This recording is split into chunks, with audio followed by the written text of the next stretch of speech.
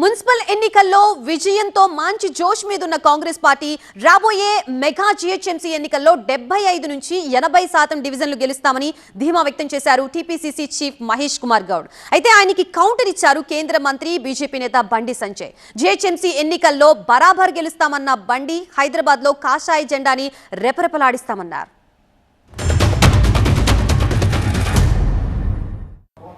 మళ్ళీ సార్వత్రిక ఎన్నికల్లో 100కు పైగా సీట్లు గెలిచి తెలంగాణ ప్రజానికంతో శబాషి కొట్టుపించుకునే ప్రయత్నంలో ఉన్నాం. రేపు హైదరాబాద్కి జరగబోయే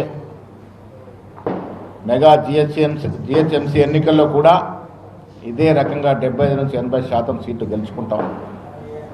రాబోయే రోజుల్లో జరిగే ఎంపీటీసీ జెడ్పీటీసీ ఎన్నికల్లో కూడా కాంగ్రెస్ పార్టీ విజయ డంకా మోగిస్తుందని చెప్పడానికి ఇవాళ మున్సిపల్లో వచ్చిన తీర్పే గట్టి పునాది.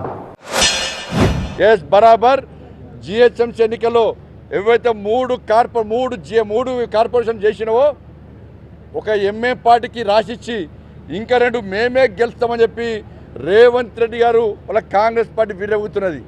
సవాల్ లేదు. అలా అక్కడ కూడా చెప్తున్నాం, బరాబర్ జాబ్తా చెప్తున్నాం. హైదరాబాద్లో కూడా ఇలా కాషాయ జెండాన్ని ఎగిరేయడానికి తెలంగాణ రాష్ట్ర వ్యాప్తంగా ఇలా భారతీయ జనతా పార్టీ కార్యకర్తలు కసితో ఉన్నారు. ఇలా ఆతృతతో ఉన్నారు.